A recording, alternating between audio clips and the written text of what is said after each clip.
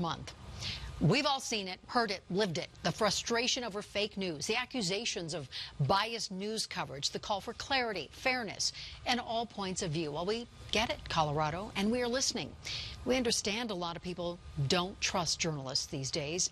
A lot of that is because of the bombast on the cable news stations. You know, those shows branded as news that are little more than commentary.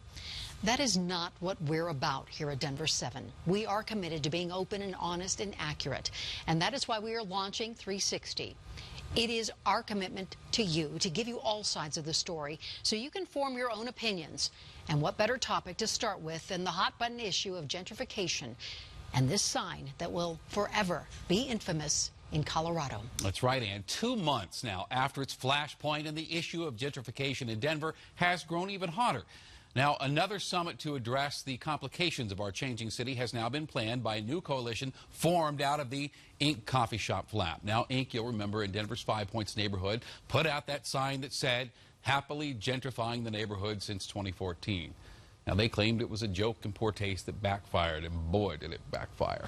But it did start an important, painful conversation. How does Denver handle the cultural shift away from longtime residents, often minorities, to make room for the high-cost redevelopment and all these newcomers? So it's time to take a 360 look at the issue of gentrification in our community.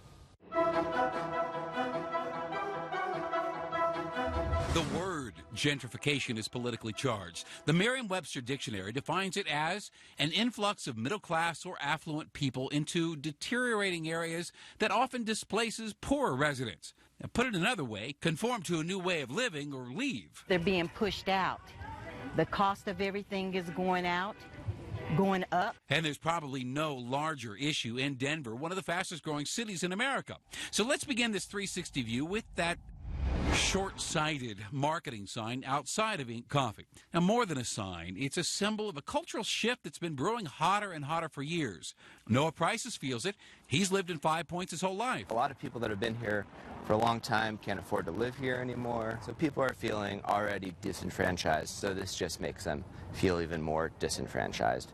And more so that they're not even being considered while being disenfranchised. Gentrification is not a joke.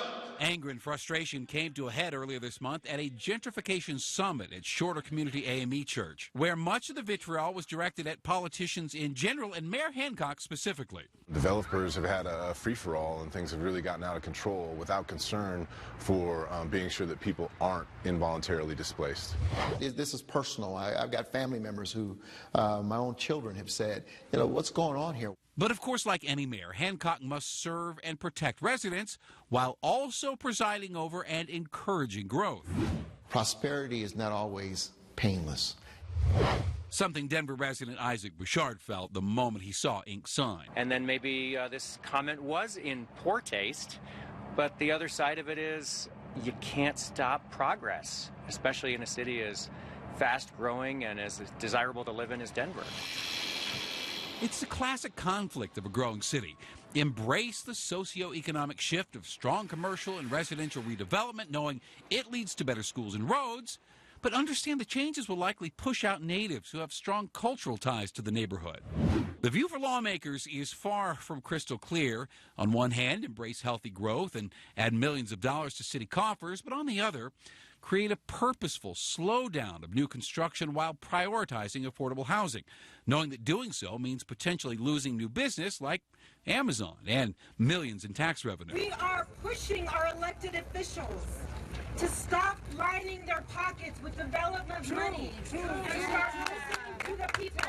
There are many sides to be heard. On this day, this community will stand against the changing face of their neighborhood. But is it really too late? Listen, I know there are a lot of opinions on this story in your community, in your city, and we are listening to you, Colorado. Go online right now on our Facebook page. Tell us how gentrification has impacted you. Also, let us know if maybe you have a point of view that we didn't cover here. And if you ever have an idea for a Denver 7 360 topic, we would love to hear it. Email us, 360@kmgh.com. We're just getting started. Right now, a frenzy of